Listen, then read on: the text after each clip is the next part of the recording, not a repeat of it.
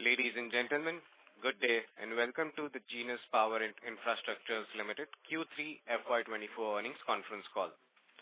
This conference call may contain forward-looking statements about the company, which are based on the beliefs, opinions, and expectations of the company as on date of this call. These statements are not the guarantees of future performance and involve risks and uncertainties that are difficult to predict.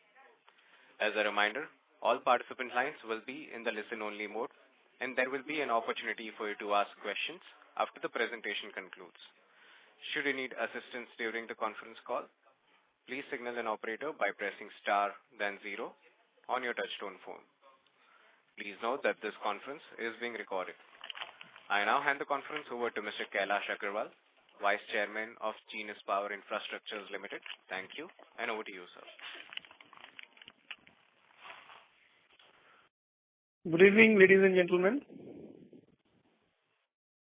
Hello. Yes, sir, you are live. Good evening, ladies and gentlemen. A very warm welcome to the Q3 FY24 earnings call of Genus Power Infrastructures Limited. Along with me on this call is Mr. Jitendra Agarwal, Joint Managing Director of Genus Power, and SGA, our Investor Relations Advisor. The results and investor presentation are uploaded on the stock exchange and company website. I hope everybody has a chance to look at it. Since July 2023, our company has consistently achieved remarkable success by securing a series of 7 prestigious orders. The orders aggregating to approximately rupees 16,185 crores net of taxes are for the installation of approximately 1.82 crores smart prepaid meters. In Q3 FY24, we had a total order inflow of around 9,522 crores net of taxes. The trust and confidence demonstrated by our client is a strong testament to the dependability of our cutting-edge smart metering solutions. Our total order book has surpassed rupees 20,000 crores net of taxes, indicating a promising outlook for future revenue growth. It's worth mentioning that the fulfillment of these orders will commence only after a period of approximately 6 to 9 months from the date of order. This is primarily because of the time needed to complete the necessary formalities for starting the projects. These formalities encompass a range of activities including necessary approvals, negotiation of contract, and logistic arrangements. We strive to diligently attend to every detail to guarantee a seamless and successful execution process. The execution cycle of the current order book is about 27 to 30 months. Thus, it provides healthy visibility of our top-line growth, particularly for FY25 and 26. Numerous state electricity boards have commenced the bidding process to procure smart meters, underscoring the positive impact of the reforms-based result-linked power distribution sector scheme. Our analysis indicates a high probability of witnessing a steady inflow of order volumes in FY25 also. Our strategic partnership with GIC represents a significant achievement in our journey, bringing together the capabilities and recourse of both entities to drive innovation, sustainability, and efficiency. The formidable presence and robust financial position of GIC, combined with our proven track record in delivering cutting-edge metering solutions, create a powerful synergy that will propel us to new heights. Talking about the quarterly results, revenues stood at 258.3 crores, up by 28.9 as against quarter 3 FY23, revenue of 200.4 crores. As communicated in previous quarters, we expect a notable growth in revenue starting from Q4 24. EBITDA stood at rupees 27.2 crores, up 33% as against rupees 20.5 crores of Q3 FY23. We have witnessed a significant rise in employees' costs and other expenses due to our ongoing efforts to expand our workforce and enhance our systems.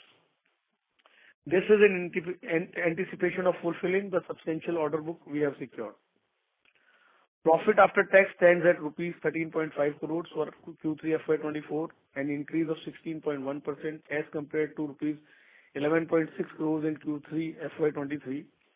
However, the profitability of our company in Q3 FY24 was impacted by substantial rise in financing expenses due to company's requirement to furnish additional bank guarantees in order to secure the large influx of orders. According to our evaluation, we expect a significant surge in our revenue from FY25 onwards. This will be driven by the strong performance of our order book and a steady inflow of new order books. Our conservative basis, we expect to record a total revenue of about rupees 2,500 crores in FY25. With operating leverage kicking in, we also expect our operating profit margin to significantly improve. We have established ourselves as a dominant player in the Indian electricity metering industry, boasting an impressive track record spanning more than 2 decades. We strive to solidify our leading position in the smart metering industry by leveraging our distinctive abilities and capabilities. With our strong presence in the Indian metering industry, we are in a prime position to capitalize on the sector's lucrative growth prospects. We maintain a positive outlook regarding the substantial enhancement of our business operations starting from the fiscal year to 2025 and beyond. Now I request for Q&A. Thank you very much. We will now begin the question and answer session. Anyone who wishes to ask a question may press star and 1 on their touchtone phone. If you wish to remove yourself from the question queue, you may press star and 2. Participants are requested to use handsets only while asking a question. Ladies and gentlemen, we will wait for a moment while the question queue assembles.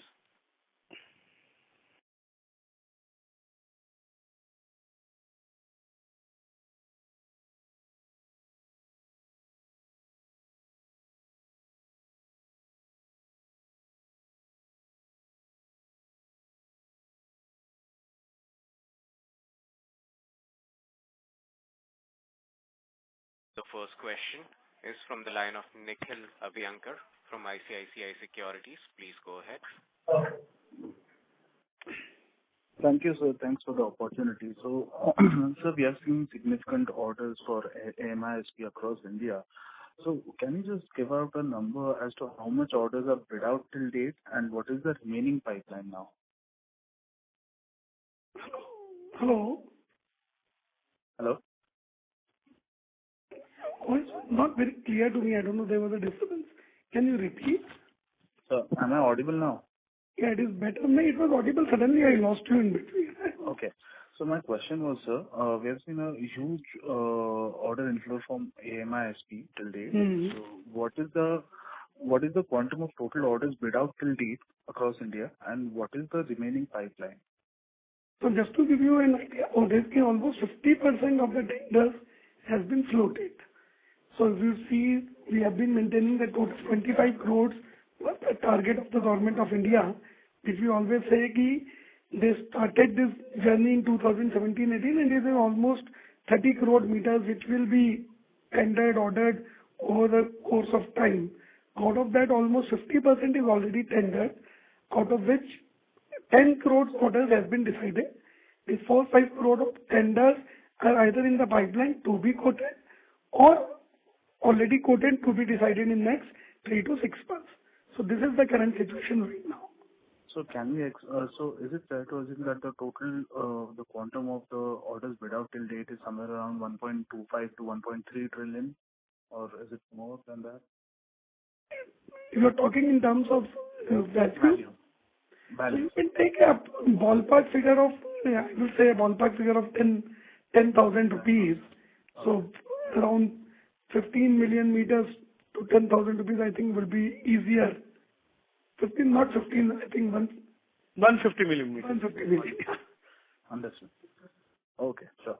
And so now coming to the results for the quarter, so we have seen a very large spike in our gross margins. Like the gross margins have increased to almost 44% in this quarter as compared to somewhere around 36-37% earlier. So is it that we have started executing the new orders which have got higher margins? Yes, because of the, and even the service revenues have started coming in. The execution of the new orders in the service revenues, that has helped the overall gross margins. So the service revenues are from the AMISP orders? From the AMISP orders which we started, especially from the South Bihar projects. Or South Bihar, you're saying? Yeah. So So can you give us the split between the supply of meters, the revenue from supply of meters and the service revenue? Exact, I don't have right now. A ballpark would be fine. We've actually basically, you have, not exactly these numbers are there. So because we treat as a EPC contract where it is with meter installation, everything comes together. So normally we treat these numbers as like that only. Okay, understood. And so, now that we are closer to the FY25 and 25, so can you just give us some guidance about the execution for next year? So from the execution, almost all the orders, the contract agreements has been signed. So as we said in the opening remarks also, generally whenever any LOA comes and then the contract agreement is signed within 2 to 3 months, it takes practically 6 to 9 months on the ground to start the execution. So most of these orders have been decided in the month of July, August. Some has come in the month of October, November. So most of these projects will be on the floor from the second quarter of next financial year. But a lot of them will start from the first quarter also. So you will see almost every project under execution starting from second quarter of next financial year. And in my opening remark, I have already given a revenue guidance of around 2,500 crores. 2,500 crores. Yeah. Okay, I'll come to that. So, my final question was regarding the equity requirement in the platform in the next year itself, and what is the cash on our books as on date? So basically, equity requirement will depend how the executions will happen. The cash on our balance sheet is already, because that warrant money has already also total money has come from GIC. So almost we are sitting on a cash of almost 500 crores on the books. 500 crores. And so the equity requirement, we don't have, assuming 2,500 crores of execution, what will be the so that platform will be for an execution of 2,500 crores. The platform will be requiring a fund of almost, you can say, around 70 or 80% of that, and out of that there are some debt also and equity also. So Genus, when we talk about the Genus, we have given a commitment of equity of around 1,600 crores for next 3 years. So I don't think there will be a equity requirement of more than 300-400 crores for this particular year. 300-400 crores for this year. Okay, sure, sir. I've got more questions. I'll get back in the queue. Thank you. Thank you. The next question is from the line of Rahul Kothari from Grit Equities. Please go ahead. Sir, pardon me if I might have mistaken. You suggested a guidance of 2,500 crores for FY25? Is that the number? FY25, yes. Okay. And sir, secondly, also wanted to understand the breakup of the order book regarding how much of the part of the order book is regarding supplying meter to third-party MISP? So most of this order book is for the supplying meters to our own cells. To the third parties, we are supplying meters, but majorly here you will see 95% or 90%, I would say, will be supplies to the Genus SPVs. Okay. To the platform SPVs. Okay. And so what we are looking is that now that 50% of the orders have been released, and since it's now a good time like passed by, so can we expect, or are we pitching for the securing orders from third-party MISP, since they might also now start for placing orders for smart meters? I'll just clarify that 50% of the tenders has been floated. So I would say tenders worth 150 million has been floated, out of which 100 million has been decided, and 50 million will get decided over the course of next 3 to 6 months. So that is the current scenario. Now, and out of 100 million, 22 million is secured by Genus itself, and remaining, yes, we are in touch with all the AMISP players, Adani, Monte Carlo, IntelliSmart, and we have secured good orders from Adani also. We have secured good orders from IntelliSmart. We have secured good orders from Monte Carlo. And when we say order book of net 20,000 crores, we have already added those numbers. Okay. That's it from me. Thank you.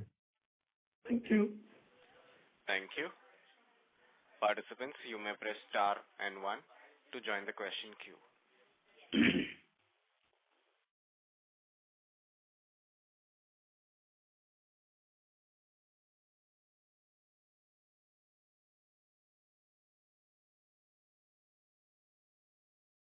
The next question is from the line of Milind Karmakar from Dalal & Broacha Portfolio Managers. Please go ahead.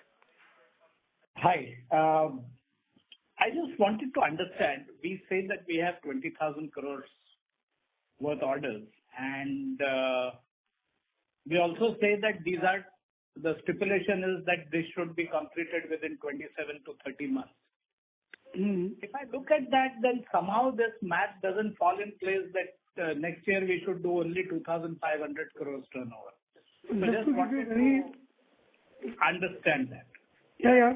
Your point is very valid. If you see, only do the mathematics, which is fairly right. So you have to break these orders into three parts. So I would say in ballpark numbers, around 45% is the initial supply and installation, around 25% is the O&M, and around 30% is the interest. So when these orders have come, 30% goes to the platform revenues, and remaining 70% comes to the revenue of Genus Power, out of which 45% comes in first 27 to 30 months, and remaining comes in next 6 to 7 years as O&M services. These are the ballpark numbers you can divide this order book. Okay. So even if I do that, then about 9,000 crore worth orders are to be finished in 27 to 30 months. Yes.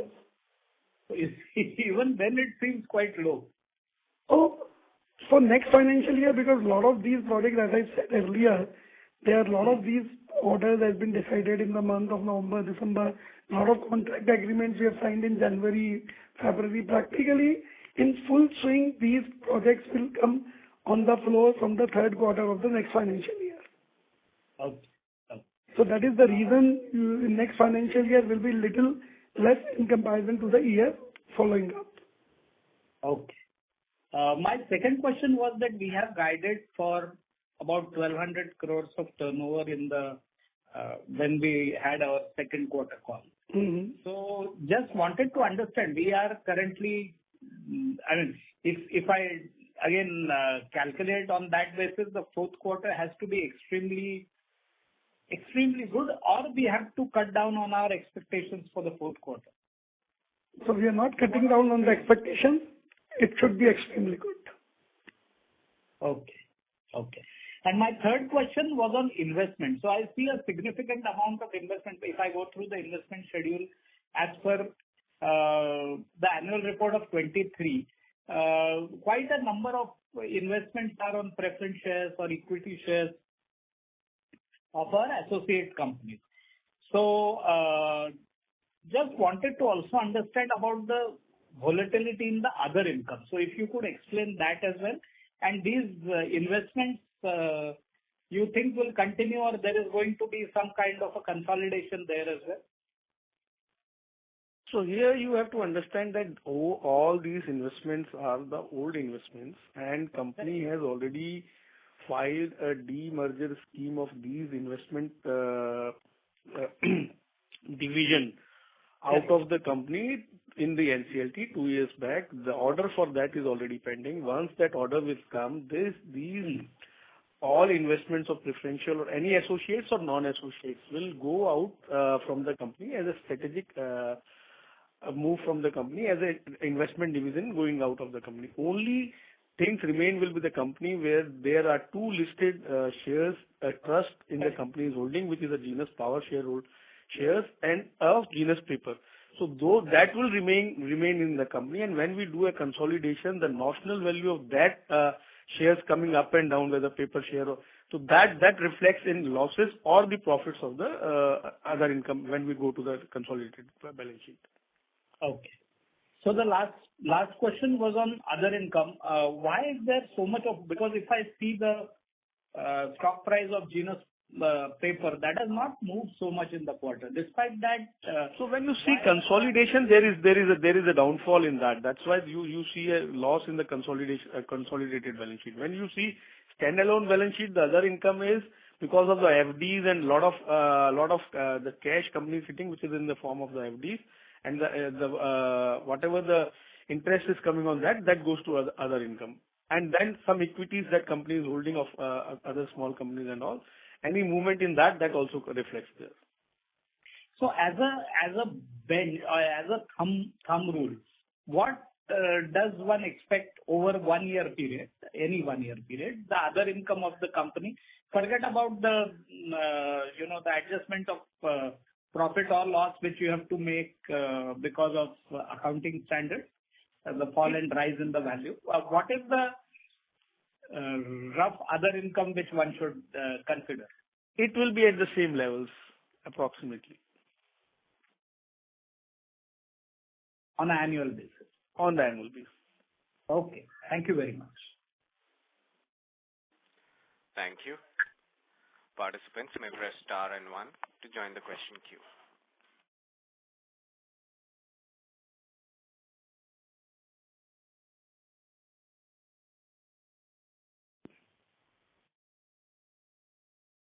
The next question is from the line of Abhilasha Satale from Quantum AMC. Please go ahead. Yeah. Thank you for taking my question. Am I audible? No, you are not audible clearly. Ma'am, there is a background noise from your side. Is it better now? No, ma'am. Now is it better? No, you are in the public area, it seems. There is a lot of noise. There is a lot of background noise coming from your side. Yeah. Okay, I will join that in the queue. Thank you so much, ma'am. Yeah.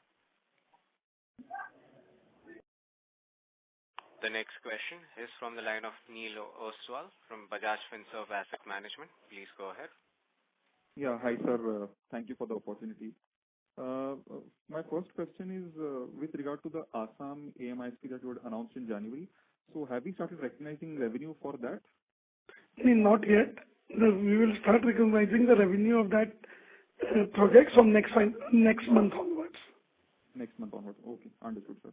And secondly, there is a board approval for some kind of expansion in Assam. So is it over and above the existing 1 crore capacity that we have, or this is some kind of upgradation? If you can throw some. This is expanding the plant in Assam. The work is already going on, and this will further add to the capacity of 1 crore meters. Okay, this will be further addition. Understood, Yes. sir. Okay, thank you, sir. Those are my questions. Thank you so much. Next question is from the line of Abhilasha Satale from Quantum Asset Management Company. Please go ahead. Hello. Yes, ma'am. Yeah. So is it better now? Yeah, please ask your question. Yeah. So, sir, I just wanted to know that, we have committed 1,600 crores of investment over next 3 years, and next year we will require around 300 crores. So, how much our cash flows will support these kind of investment, and how much, we will have to raise in debt further? So this is my first question. So basically, as I told in earlier question also, that company is already sitting on a cash of around 500 crores. So number one, and number two, when we are giving a guidance of 2,500 crore revenue this financial year, and we are looking for a EBITDA of around 15 to 16% of EBITDA levels and all. So there will be a good cash accruals in the company also. So already those 3 years have been planned from the cash accruals and the cash that company has. So I don't see anything that has to be come from the debt. There might be some increase in debt for the working capitals and all. Otherwise, any equity participation, company don't see any debt requirement or any fund requirement. Okay. And then I would also like to know, if you have already seen 4-5 crores of tenders being offloaded over a period of time, and further, there is a target to complete around 25 crores of this installation over next 3-4 years. how do you see your order inflows moving on from the current level? Can you give some specific, will you be able to maintain market share or grow, or how is the competition? What kind of visibility you are seeing in terms of your overall order book moving by the time this entire order gets executed or tendered out? The order book will keep growing. We are keeping a close watch on what all tenders are coming, and generally on the projects which we feel are good places to work or within our capability, we are bidding the tenders. So we will be able to maintain our market share over the period of time. Okay. So this year 10 crores, and then next year also you expect the similar kind of tendering to happen? No, I don't expect similar kind of tendering. It will slow down a bit because a lot of states have come out with the projects. They will see the success of these projects, and then further tenders will come out. Okay. And how this AMISP or this platform business piece will move in terms of execution? Can you guide something on that front? On execution, I could not understand. What do you mean by that? So this EPC, how that revenue will kick in? So it is a very simple thing. As I told earlier also, if whatever the total order book you see, out of that 45% is the installation and supply revenue, and 25% is the O&M to be done in next 7 to 8 years. So all this execution will happen in next 24 to 27 months. Okay. So all this execution has to be done by Genus Power because they are the EPC for these projects. Okay. And on the entire, this thing we are guiding for 15 to 16% kind of margin. Yes. This kind of a bit. Okay. And what kind of capex you would require to execute this number? Like how much capex you are guiding for 25-26? So we are not doing any major capex is required. There will be a lot of investment that will be required in terms of manpower. For the production side and all, we have already done the capex, whatever was required. And we are comfortably placed in the next 3 to 6 months to meet out all the requirements in terms of manufacturing. In terms of execution, yes, a lot of investment is going on the manpower, a lot of things are being built, but that cannot be seen as a capex. It is more of an OPEX cost which will be incurred to execute these projects. Okay. Thank you. Thank you. Thank you. The next question is from the line of Sonia Varnekar from Dalal & Broacha Portfolio Management Services. Please go ahead. Hello, sir. Thank you for the opportunity. So, you highlighted that your gross margins have picked up due to service revenues. So since service revenues is likely to continue going ahead, so can we expect this kind of gross margins to continue in coming quarters also? So yes, we have already given the guidance that we will be able to maintain 15 to 16% EBITDA in the next financial year. So we continue with the growth. Okay. Thank you, sir. That's it from my side. Thank you. Thank you. The next question is from the line of Dolly Chaudhary from Niveshaay Investment Advisors. Please go ahead. Hello, sir. Thank you for the opportunity. Am I audible? Not very clear, but yes, I can understand the question. Please. Okay, so first of all, I had a question regarding the communication technology. So in the current order book, can you give a ballpark figure regarding the composition of cellular and RF? So there is no ballpark figure on the composition. These are all open technology tenders where as a AMISP we will decide during the course of period which is the technology we are going to use. As Genus, we are open to all the communication technologies, and currently we are working both on GPRS, on RF, on NB-IoT, and even in some cases we are even using the local technology. So we are openly working with all the communications available. We don't have any preference regarding RF or something. We are open to both. On the site. As Genus, there is no preference.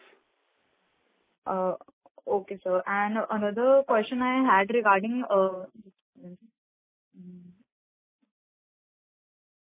the execution pace. I wanted to know, like, the execution will pick up in next year. I'm sorry if I'm repeating the question.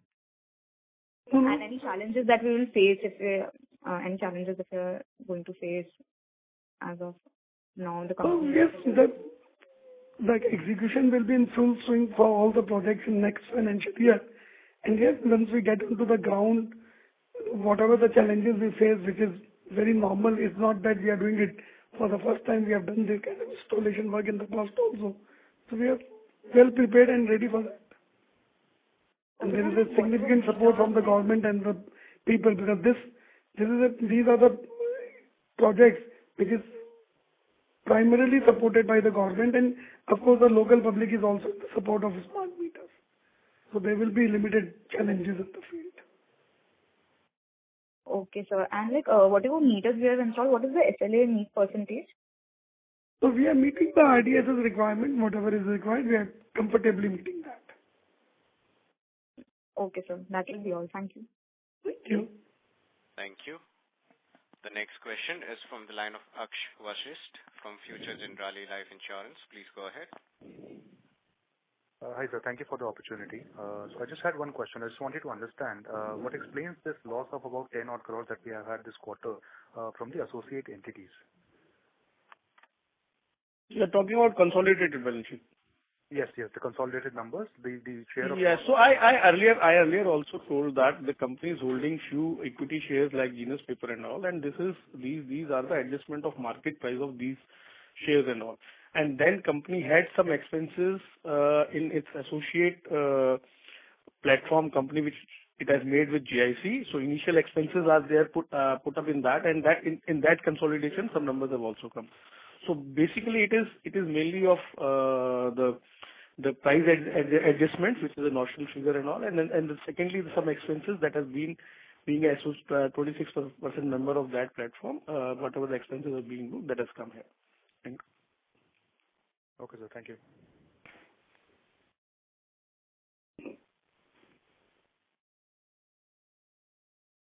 Thank you. The next question is from the line of Rahul Shah from TS. Please go ahead.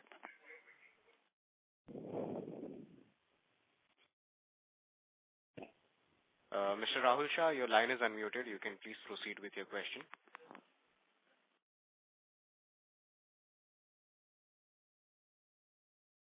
As there is no response from the line of current participant, we'll move on to the next question. The next question is from the line of Nikhil Abhyankar from ICICI Securities. Please go ahead. Thanks for the opportunity again, sir. So you mentioned that we are receiving services revenue from South Bihar project already. So basically, I wanted to understand how is the receivable cycle over there. If you can just quantify number of days or something. So receivable cycle is as per the RDSS, but it is not exactly an RDSS tender. It was very differently designed by Bihar, where they are giving almost 30% as a upfront payment and 70% as a per meter per month revenue. And for that, whatever the payment terms is 30 to 45 days, we are getting paid for the services within the time period. Okay, so within 30-45 days they are getting paid. Yes. Okay. And sir, you mentioned about capacity expansion in Assam. So can you just quantify? It will be an additional 1 crore. So what will be our exact capacity after that? And what is the total capital that we are incurring for this? So we will be maintaining a capacity of around 1 million meters a month. This is what we are going to achieve after all these small expansions what we are doing in different parts of different units what we have. And major we are doing it as Assam. Okay, so basically our capacity will be 1.2 crores annually. 1 million meters a month. This is what we are targeting. Okay, understood. And so, you mentioned that you are investing in team building and manpower expansion. So, what exactly will be our run rate going forward in terms of employee cost and why is there a huge spike in other expenses as well? So you will have to understand. Is directly linked with execution? So it is directly linked primarily with the tender submission. You have to understand when you are participating in such tenders, there's a huge cost of field surveys and lot of cost to participation of tenders is incurred. That is why you will see a major cost going up in that particular section. When you have to bid for these tenders across the country, you have to do a very ground level survey. Right.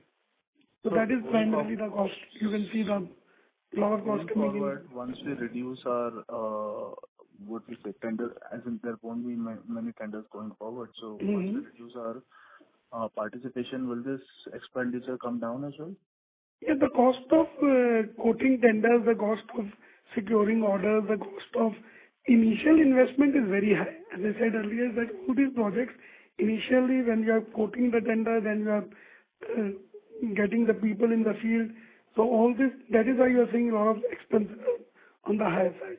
Later on, they will come down significantly. So I will, Nikhil, I would like to add there, just to give a clear picture also here. You will see there are three type of expenses. One is employee benefit expenses, one is other expenses, and one is finance cost. And you see that all three are increased. So basically, when we say team building, that increases your employee benefit expenses. When you say that there is a lot of surveys are being done, a lot of groundwork is being done before going for the tender or before execution of the starting of the tender, that also increases your cost a lot. And when we come to finance costs, when you bid a lot of tenders, you have to give a lot of EMDs, you have to give a lot of bank guarantees, where a lot of finance charges are there involved. So basically, all these three, when we go further and when our revenues will be increased, you will see a substantial number coming down in terms of percentage and all. That's why we are always giving a guidance also of 15-16%, that okay, we are very comfortable that we will be getting a EBITDA of 16%, because all we can clearly see that from where these will be coming. Mm-hmm. So, can we assume that like a large part of our manpower expansion is already behind us, and there won't be? There will be a lot of manpower expansion further that will be added. Okay. Because right now we are That's not. why I'm saying in terms of percentage, not in absolute terms. I'm not talking about absolute terms. Okay. Sure, sir. That's all from my side. Thank you and all the very best. Thank you. Thank you.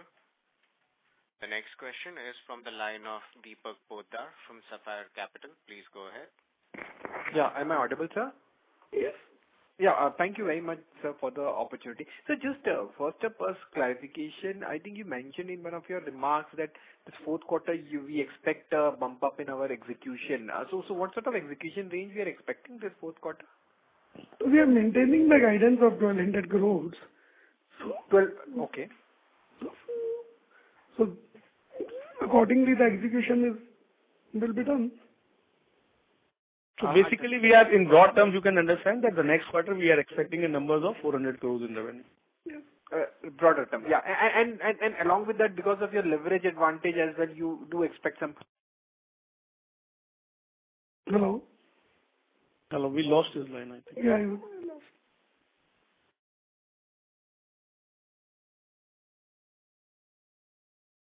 Deepak, sir?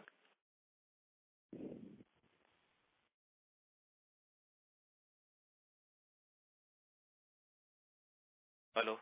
Yeah, we lost him, I think. All right. As no response from the line of current participant, we'll move on to the next question. The next question is from the line of Nikhil Jain from Galaxy International. Please go ahead. Mr. Nikhil Jain, your line is unmuted. You can proceed with your question.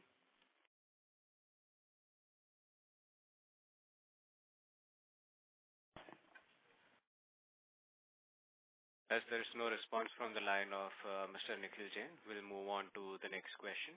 The next question is from the line of Akshada Dio from Vivo Commercial Limited. Please go ahead.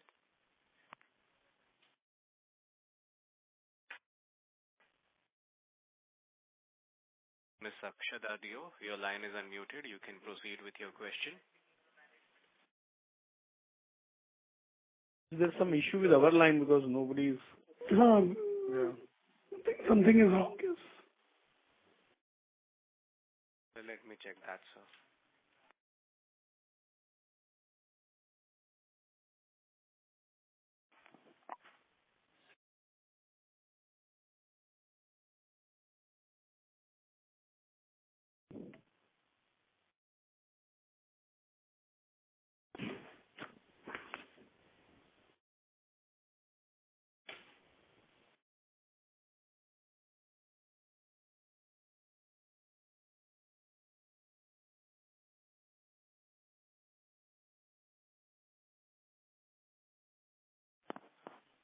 Ms. Akshata Teo, can you hear me?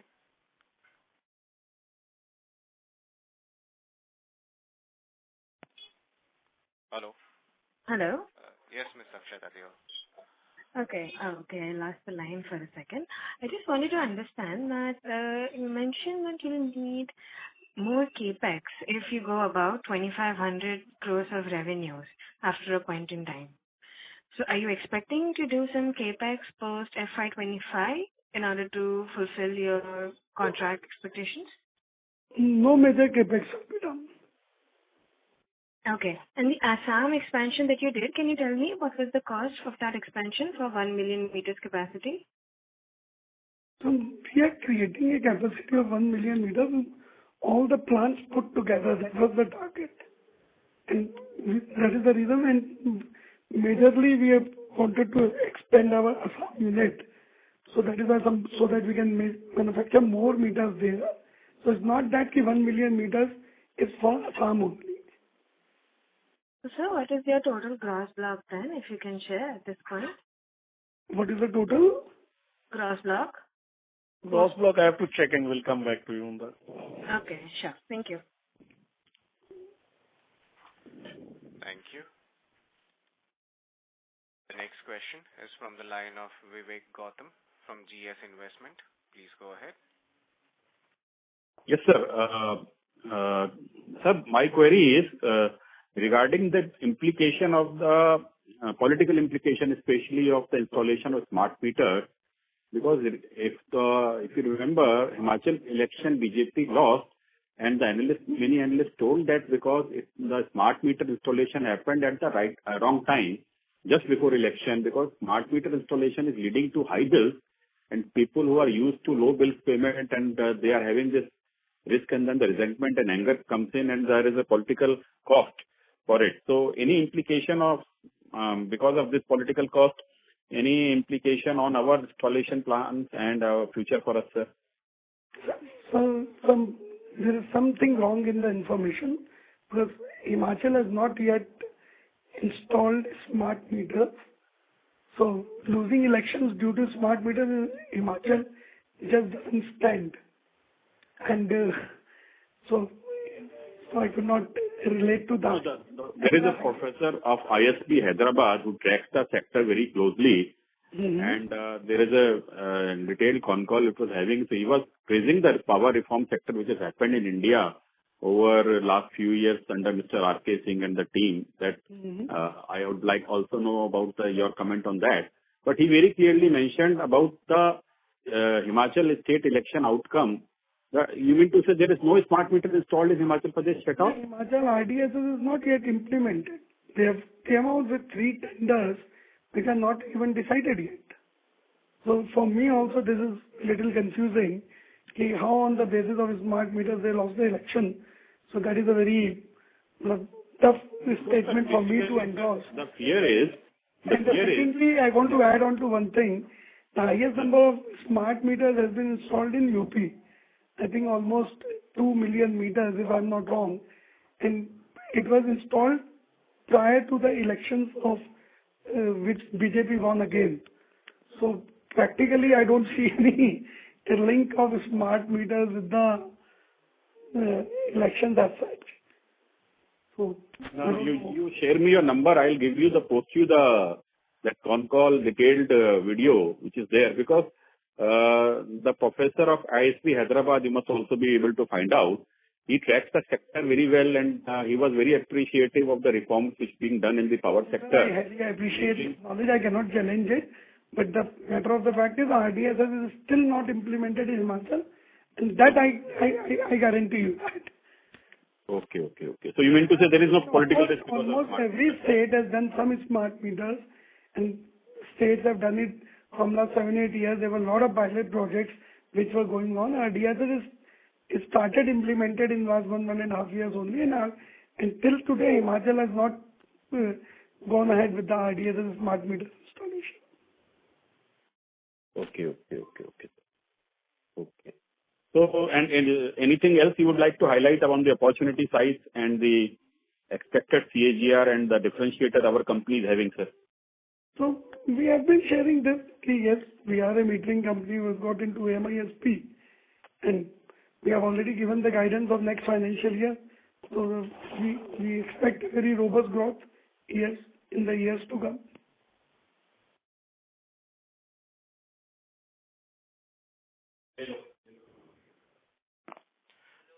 Hello? Yeah. Yeah, nothing else to add on to that. No, because what is the opportunity size and expected growth rate for our company for the next 2 years, sir? So I've already given the guidance on next financial year, almost 2x of the current financial year, that is 2,500 crores. We have an order book of around 20,000 crores. So we see a very good growth for the company in the coming years.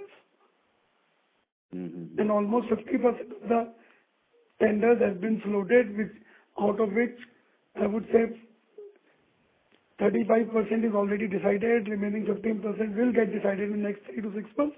This has been the guidance. Okay, sir. And basically, there was a very good talk by the power sector, Power Minister Mr. R.K. Singh on the reforms he had taken recently in the 80 Now conference. So if you would like to highlight few points on the power sector reforms in the coming year and how is the future looking like, sir? Sir, our current government is very, very positive about the reforms, and it is the need of the hour. We have to just understand it very simply.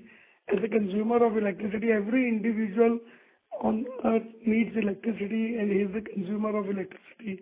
And with so much of consumption of electricity increasing, in very many different types of electricity generation is happening. A smart meter is the need of the hour. So it is required by the consumer, it is required by the distribution companies, it is required by everyone. So it is no more a luxury, it is a necessity. So since we have interest in the distribution sector, if you will get a little bit into the depth of why smart meters are needed, because this is the first step towards smart grid. It is a necessity now. You just cannot run your distribution sector without this product anymore. Okay, sir. And sir, any concerns which we are having on the B2C and the payment receivable side, sir, if you can just... So all these are IDFL projects with the direct debit facility, so we don't see any problem with the financing. Thank you, sir. Thank you very much. Thank you. Ladies and gentlemen, in order to ensure that the management is able to address questions from all the participants in the conference, please restrict your questions to 2 per participant. If you have a follow-up question, you can rejoin the queue. The next question is from the line of Darshil Pandya from Fintrust Capital. Please go ahead. Hello, am I audible? Pandya. Hi, sir. So thank you so much for this detailed answer on the other expenses part. One thing I want to ask is your tax guidance for this year, and because it's been very fluctuating for some time.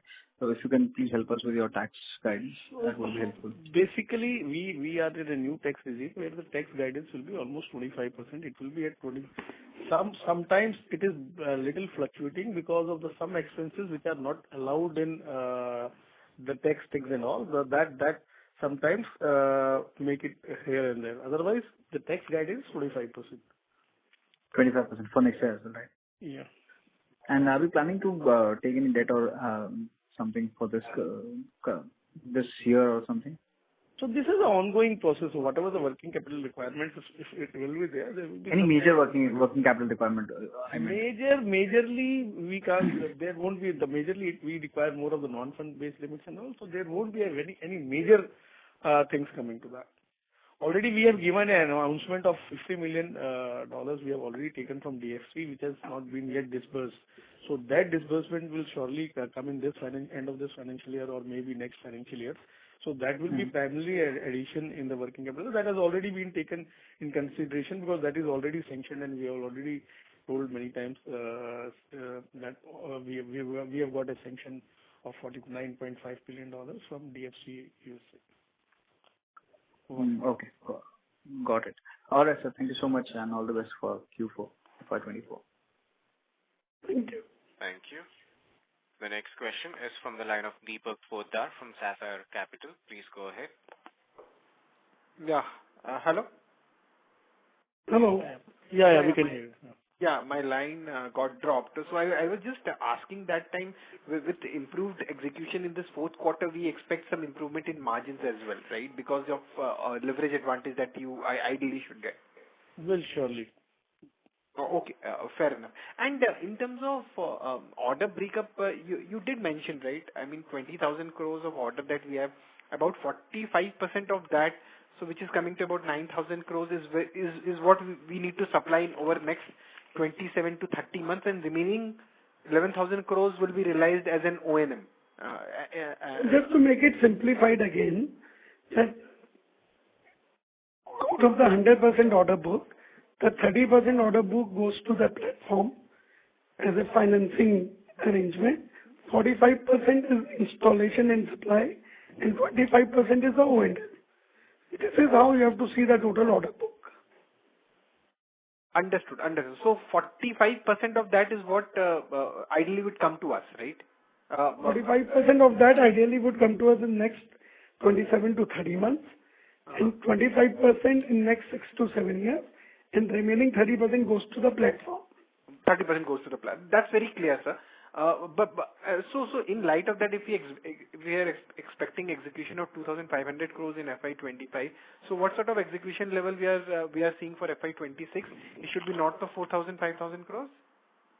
It will be much better than 25, and we would like to give that guidance closer to, once we start executing projects in 25, I think we'll be able to give you better guidance on that.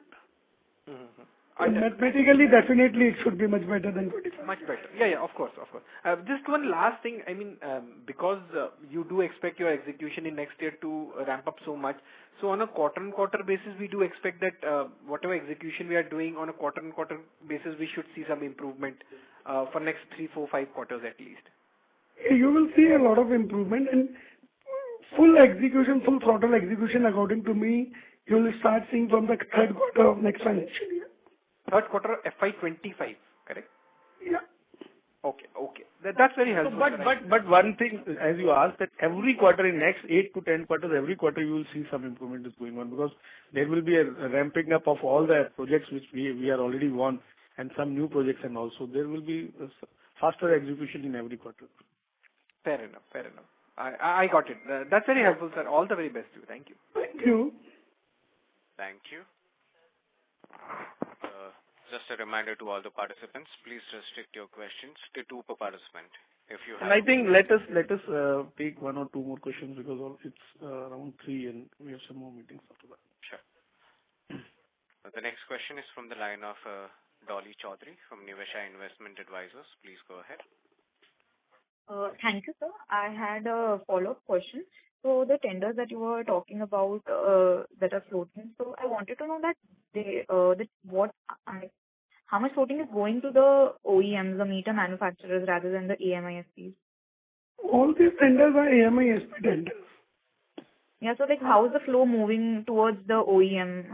Flow moving to OEM means? The meter manufacturers, how the orders are going to them, on what base? So you have to see the business from 2 angles. So when we talk as a AMISP, all this order book is as a AMISP Genus.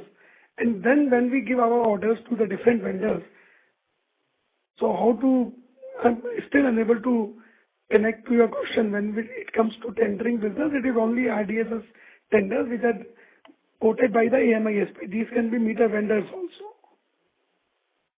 Okay, sir. And one more thing, as the deadline is quite strict regarding the RDSS scheme, so are we only supplying to our own AMSPs or the... I've mentioned that earlier also. We are working with all the AMISPs, and we have received orders from different AMISP companies, and we are supplying meters to them.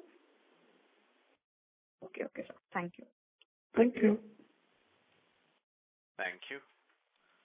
The next question is from the line of Akash from Dalal & Broacha Stock Broking. Please go ahead. Yeah, sir, thanks for the opportunity. So my question was more regarding the capital structure related guidance that I needed. So currently we have around... Sorry, can you come again, please? Yeah, I actually wanted to understand how our capital structure will move forward ahead. Currently, we have around 350 odd crore of debt in our books. So going forward, that will also require a lot of working capital, and also per annum basis, we'll be investing around 300 to 400 crore in the SPVs.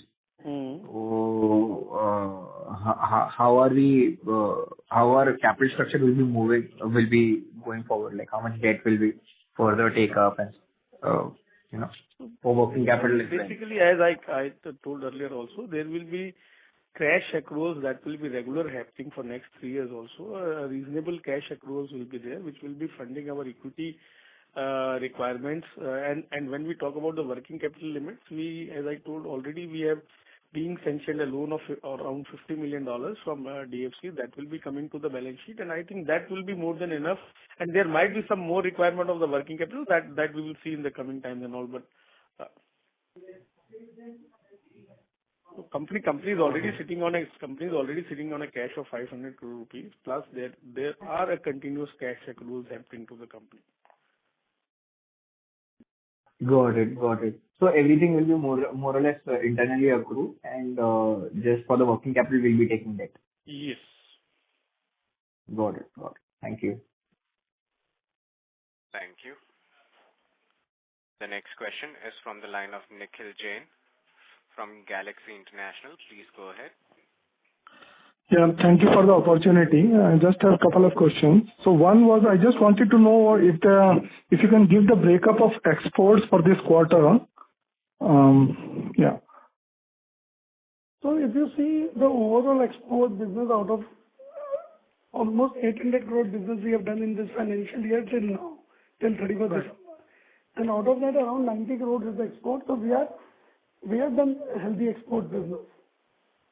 And do we expect an increased traction on exports also, the gas and the smart meters for Middle East as mentioned in annual report? Currently, we are sitting on an order book of around 45-50, but yes, a lot of tenders are ongoing in the international market also. So keeping our fingers crossed, we see a good export business year on year to be done by Genus. We are spending a lot of our time and energy on it. Right. Thank you. The second question is, I just wanted to get a comfort, or let's say our preparedness to execute all these 7 or 8 different AMISPs in different part of the countries on a very ground level at the same time, like somewhere in 2024-25, they would be running simultaneously, right? So how prepared do we feel ourselves in terms of manpower, processes, systems, and other things? So we are continuously working on it. And one thing is we have done projects in the past in multiple states, multiple projects under our ECC division. So it is not like it is absolutely a new thing for Genus. But yes, at this scale, we have also not done it in the past. But accordingly, we have built our team processes recently. One very senior person joined us as Chief Operating Officer in our GMISP division. So it is a continuous process. We are building our systems, processes, manpower, and we are very confident that if somebody will able to do it successfully in this country, Genus is definitely going to be one of those. Okay, that's good to know. Thank you. And the last thing, actually on the joint venture side, on the joint venture with the financial company, 30% goes to the joint venture, right? The financing part of it. Yeah. But some part of that should also come back to Genus, right? Given that we are doing an equity investment of whatever. Right. So some part, so 26% of the profits of the joint venture, as and when they happen, will also come back and flow to Genus in due course of time, right? Yes. Right. Okay, fine. So that's all from my side. Thank you. Thank you. Thank you. Can we close the call now? It's already 3. Yes, sir. That was the last question for today, ladies and gentlemen. I would now like to hand the conference to Mr. Kailash Agarwal for closing comments. Over to you, sir. Thank you all for joining this call. I sincerely thank you all for your continuous support, and we assure you that the company is on a right track and will be achieving great heights in coming years. Thank you very much. Thanks a lot. Thank you, everybody. Have a good day. Thank you. Thank you. On behalf of Genus Power Limited, that concludes this conference. Thank you for joining us. You may now disconnect your